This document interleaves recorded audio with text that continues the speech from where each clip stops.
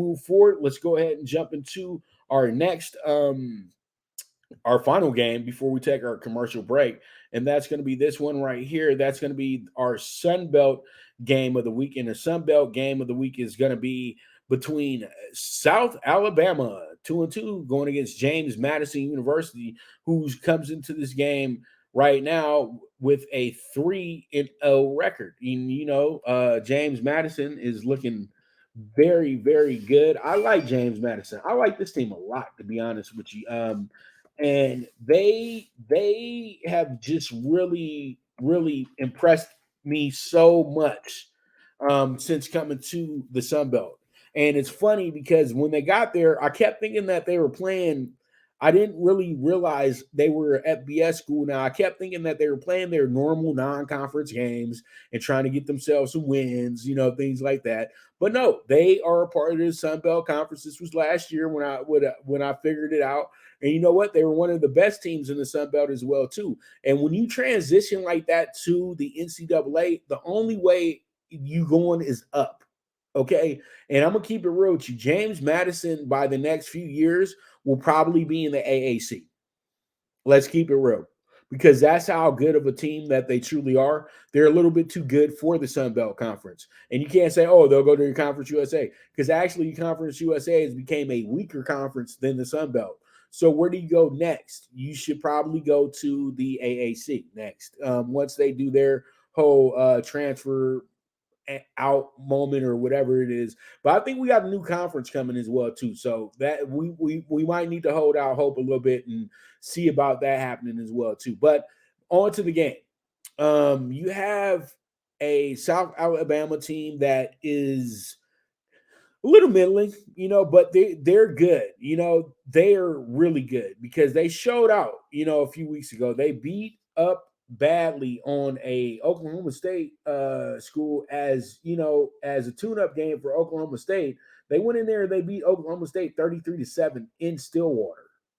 I don't think they've been beat up by a non-conference opponent in this type of conference ever like that. Like, seriously, and nobody's talking about it as much as they should, because usually it doesn't matter. These Power 5 schools will beat you by you can beat them by 3 points, and it's okay. But no, they went in there and beat them by 26 points. So that's impressive in itself.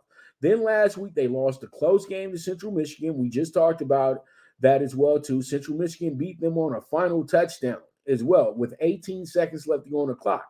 So that game could have went a different way, and they're 3-1 in this spot. Their only tough game that they played this season was against Tulane. In Tulane, that was supposed to be the way it was.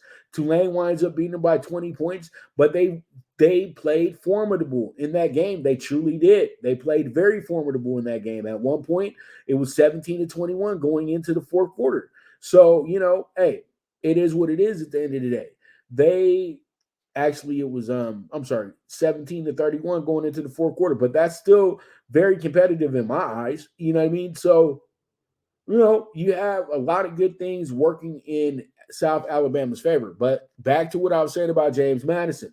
James Madison is a school that is just really, really good at what they do. They've been a football power for the last 20 years. And, they don't need to worry about recruiting the top end players because they just know that they have a program in place that produces great football. That's what it's all about. And you got to get guys to buy in, and that's exactly what's happening here.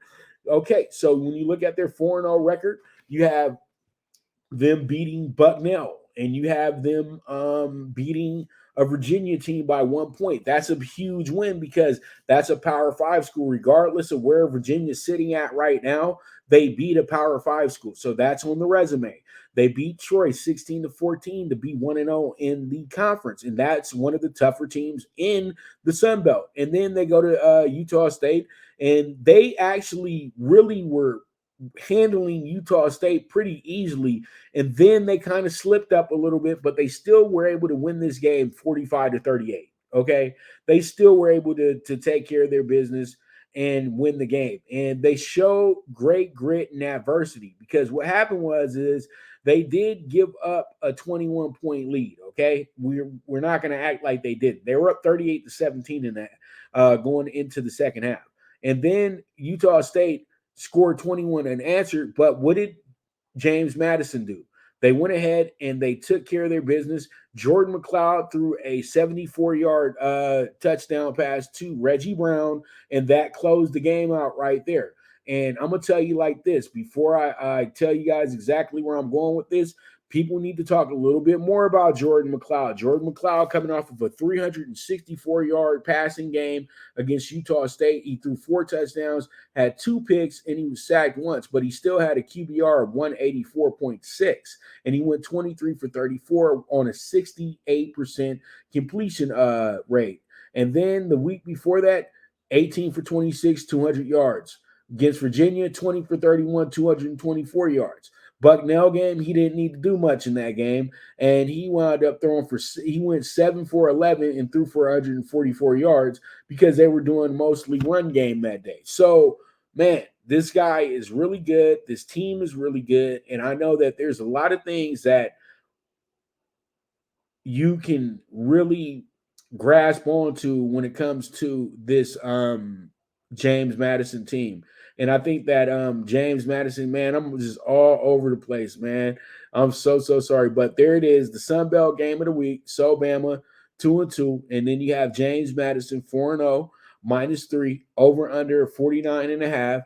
And so pretty much there it is with that. And I'm going to go ahead and take James Madison on the money line to win this game. It's going to be probably one of the best games of the year in the Sun Belt. And before I wrap up, I want to say this. The Sun Belt is probably one of the more better conferences in the nation right now. Even though it's a mid conference, they got a lot of good competition in that group. And, these guys